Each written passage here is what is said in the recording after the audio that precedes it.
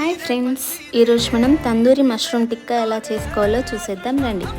ముందుగా మష్రూమ్ ఒక 10 మినిట్స్ పాటు బాయిల్ చేయాలి. నెక్స్ట్ ఇంకో గిన్నె తీసుకొని దాంట్లో ఆయిల్ వేసి కారం వేసి బాగా మిక్స్ చేయాలి. శనగపిండి, సాల్ట్, కసూరి మేతి, పెరుగు, garam masala, onion, capsicum, mushroom వేసి బాగా మిక్స్ చేయాలి. ఇది బాగా మిక్స్ చేయడం అయిపోయాక ఇలాంటి స్టీల్ స్టిక్స్ తీసుకొని వాటిని మష్రూమ్, ఆనియన్, క్యాప్సికమ్ ఇలా ఒకటి తర్వాత ఒకటి పెట్టి ఇలా స్టవ్ పైన డైరెక్ట్గా హీట్ చేయాలి.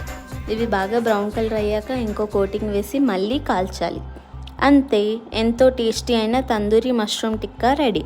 ఈ టిక్కాని మనం పుదీనా చట్నీతో పేర్ చేసుకోవచ్చు. పుదీనా చట్నీ కోసం పుదీనా, కొత్తిమీర, మిర్చి, కొంచెం పల్లీలు, ఇంకొంచెం సాల్ట్ ఇవి తీసుకొని మనం గ్రైండ్ చేసుకుంటే సరిపోతుంది.